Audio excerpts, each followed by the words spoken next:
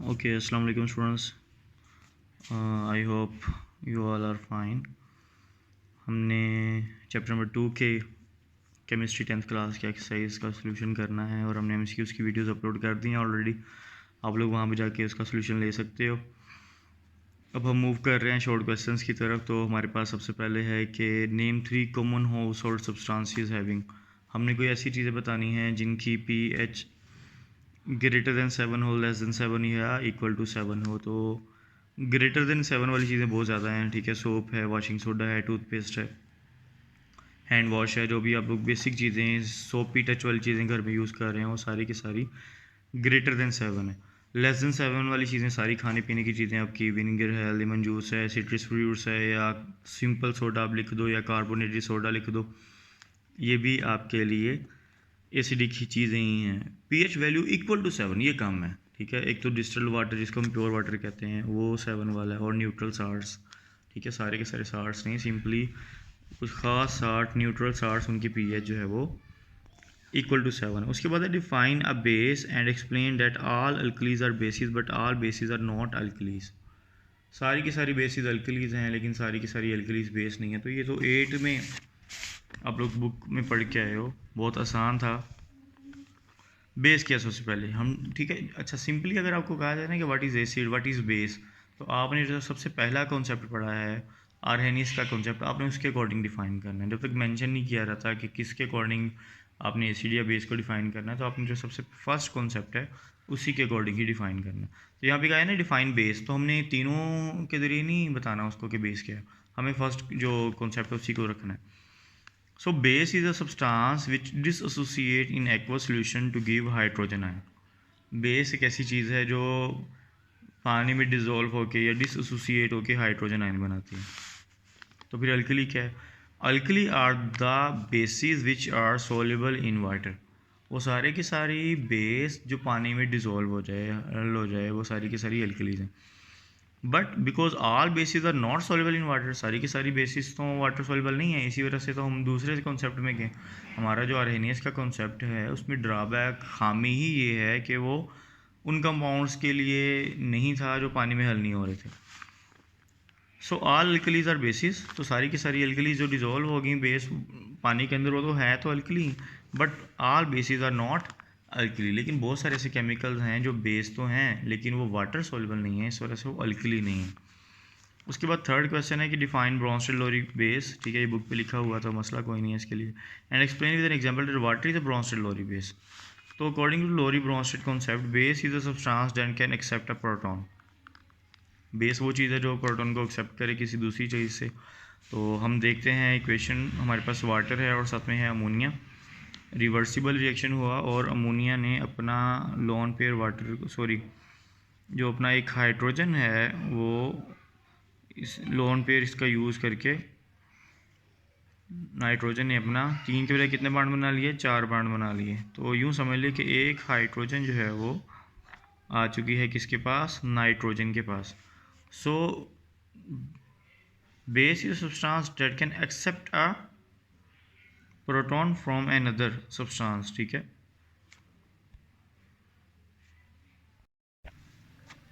तो हम लोग देख रहे हैं इस एग्जांपल के अंदर कि वाटर जो है वो प्रोटॉन को एक्सेप्ट कर रहा है। यहाँ पे 2 थे, यहाँ पे 3 हो गए हैं।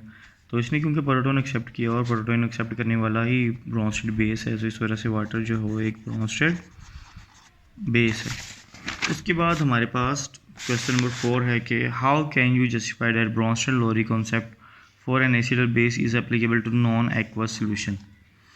कि जो ब्रोंस्टेड-लोरी कॉन्सेप्ट है वो नॉन एक्वस सोल्यूशन पे भी अप्लाई होता है। अच्छा, acid is a substance that can accept a proton while base is a substance that can donate a proton।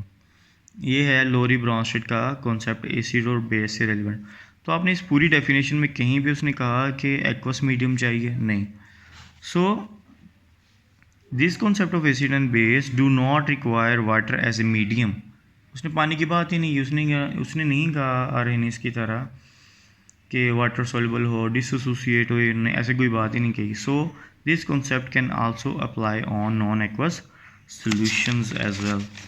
उसके बाद है हमारे पास क्वेश्चन नंबर 5 कि which kind of bond is form between Lewis acid and base, तो obviously कौन सा bond पाया जाता है, कोऑर्डिनेट कोवलेंट बॉन्ड। उसके बाद है कि why H positive can act as Lewis acid.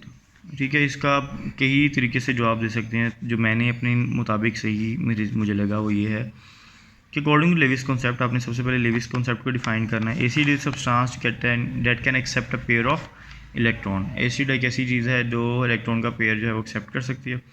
So H positive has ability to accept a pair of electron. ठीक है, तो एच पॉजिटिव भी इलेक्ट्रॉन का पेयर एक्सेप्ट कर सकता है खुद को स्टेबल करने के लिए। So it can behave as Lewis acid. ठीक है, तो NH3 अमोनिया जो कि एक बेस है, उसने अपना इलेक्ट्रॉन पेयर डोनेट किया है एच पॉजिटिव को और कोऑर्डिनेट कोवलेंट बॉन्ड बना के एक अडक्ट बना दिया है। इस वजह से एच पॉजिटिव भी एक एसिड है। उसके बाद है कि डिफाइन पीएच, हमने पीएच को डिफाइन करना है। तो पीएच सिंपली पी का मतलब क्या है, नेगेटिव लॉग। एच मीन कि negative log of hydrogen ion concentration. So pH क्या है, the negative log of hydrogen ion concentration, जिसको हम ऐसे भी लिख सकते हैं। और इसकी एग्जांपल है कि पूछा था कि पानी की पीएच कितनी है, तो वो पानी की पीएच 7 है।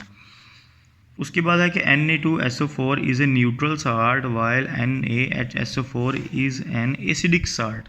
जस्टिफाई, ये एक न्यूट्रल साल्ट है, NaHSO4 एक एसिडिक साल्ट है। H का मतलब ही ये है कि एसिड है। ठीक है, अकॉर्डिंग टू आर्हेनियस कॉन्सेप्ट, जिसमें H आ गया वो एसिड है, जिसमें H नहीं है वो बेस है। तो neutral salts is formed by complete neutralization of an acid with base. Neutral salt कैसे बने हैं, फॉर एग्जांपल यहाँ पे H2SO4 है, 2 हाइड्रोजन से, तो दोनों के दोनों हाइड्रोजन को रिप्लेस करने के लिए हमने यहाँ पे 2Na लिखा है, 2 मोल बेस के यूज़ किए हैं और हमारे पास न्यूट्रल साल्ट आ गया। बट ये वाला जो साल्ट है NaHS4, जिसका नाम है sodium बाईसल्फेट, is a acidic salt. Why? Because it is formed by partial replacement of H positive ions of an acid by the positive metal. ठीक है, H positive ion, तो हम सोडियम हाइड्रोक्साइड का 1 मोल, ठीक है, अगर हम यूज़ करें सल्फ्यूरिक एसिड के साथ तो हमारे पास आता है सोडियम बाई सल्फेट। हमने कम्प्लीटली इस H पॉजिटिव को रिप्लेस नहीं किया, जैसे यहाँ पे हमने किया था कि उधर 2 हाइड्रोजन से तो शुरू में 2 लगा दिया था, 2 मोल यूज़ किए थे सोडियम हाइड्रोक्साइड के। हमने इस बार अगर वो नहीं किया तो हमारे पास क्या आएगा, इस एसिडिक साल्ट आएगा, जो कि कैसे बनता है, by partial replacement of H positive ions. उसके बाद ये मैंने सिर्फ उन्हीं क्वेश्चंस का सॉल्यूशन लिखा है जो कि आपको बुक में मौजूद नहीं थे। ठीक है, बाकी कॉन्सेप्ट्स जो हैं वो आप लोग देख सकते हो, सारी की सारी चीज़ें बुक पे मेंशन है। Define normal salt, basic salt, ये है बुक के ऊपर। ये वाला भी मैंने बताया कि फ्यू कैरेक्टरिस्टिक्स, ये भी बुक के ऊपर मौजूद है, आप लोग इसको कर सकते हो। कहाँ मौजूद है अगर आपको नहीं पता चल रहा, तो प्रॉपर्टीज़ ऑफ साल्ट्स हमारे पास पेज नंबर 38 और 39 पर मौजूद हैं प्रॉपर्टीज़ ऑफ साल्ट। ठीक है, 38 39। How are soluble salt are recovered. ठीक है, सोल्यूबल साल्ट को हमने रिकवर कैसे करना है, ये भी हमारे पास पेज नंबर 39 पर अवेलेबल है। तो कैसे है रिकवर करना है हमने सोल्यूबल साल्ट्स को, बहुत ही सिंपली उसने लिखा हुआ कि सोल्यूबल साल्ट्स प्रिपरेशन में लिखा हुआ है, they are recovered by evaporation और क्रिस्टलाइजेशन। बहुत सिंपली उसने आपको बता दिया है। How are insoluble salts prepared, ये हमें मिल रहा है पेज नंबर 40 पे। ठीक है, इनसोल्यूबल साल्ट्स की प्रिपरेशन में लिखी हुई है। आयन एक्सचेंज मेथड होगा, एक साल्ट सोल्यूबल होगा, दूसरा इनसोल्यूबल होगा। फ़र्क कैसे चलेगा कौन सा सोल्यूबल है कौन सा इनसोल्यूबल है, इसके ऊपर लिखा हुआ है AQ एक्वस वो सोल्यूबल है, जिसके ऊपर लिखा हुआ है S वो इनसोल्यूबल है, वो सॉलिड है, वो डिज़ोल्व ही नहीं हुआ। अच्छा, उसके बाद है name N acid use in preparation of food. Citric acid use होता है, इसके अलावा बेंजोइक एसिड भी यूज़ होता है। Name the acid present vinegar, ये आप लोग सारा सोर्स में दे सकते हो। उसके बाद how can you justify that PbOHNO3 is a basic salt. ठीक है, ये कॉन्सेप्चुअल है, तो इसका मैं आपको जवाब बताता हूँ कि ये Pb वाला जो साल्ट है ये कैसे बेसिक है। सो कहते हैं लेड का जो साल्ट है PbOHNO3 is a basic salt which is formed by the incomplete neutralization of a polyhydroxy base by an acid। Reason में क्या बता दिया, बेसिक साल्ट की डेफिनेशन बता दी और उस साल्ट को प्रिपेयर करके दिखा दिया।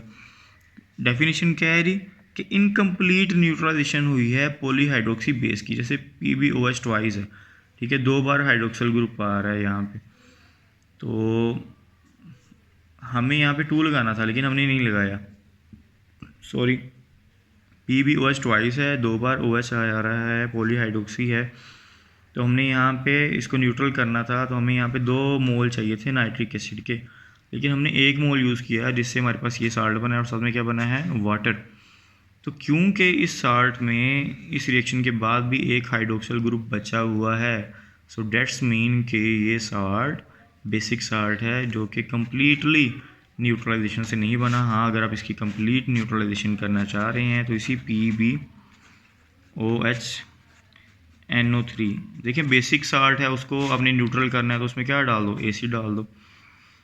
और अगर आपके पास एसिडिक साल्ट है और उसको न्यूट्रल करना है तो उसमें क्या डाल दो, बेस डाल दो, ठीक है। तो हमारे पास आ जाएगा PbNO3 2 टाइम्स और साथ में क्या आ जाएगा H2O। तो हमने उस बेसिक साल्ट को न्यूट्रल भी करके दिखा दिया एग्जामिनर को। ये मस्ट नहीं है, ज़रूरी नहीं है, आप इसको यहाँ तक ही रखें। हमने उसको बस तैयार करके बता दिया कि रीज़न बता दी कि किस तरीके से बेसिक है। अच्छा, how are insoluble salts prepared, जो क्वेश्चन नंबर 14 था उसको भी मैं ज़रा आपको बता दूं। तो in this method solution of soluble salts are mixed during this reaction exchange of ions radical exchange with the acidic radical, ठीक है। एसिडिक और बेसिक रेडिकल्स एक्सचेंज हो जाते हैं, Ag चला जाएगा Cl के पास, NaNO3 के पास चला जाएगा AgCl NaNO3, Na2SO4 बन जाएगा और CuCO3 बन जाएगा। तो आई होप कि आपको जितना कि मैंने हिंट देने की कोशिश किया, समझाने की कोशिश की, आपको समझ आई होगी। अपना ख्याल रखिएगा, दुआओं में याद रखिएगा। अल्लाह हाफिज़।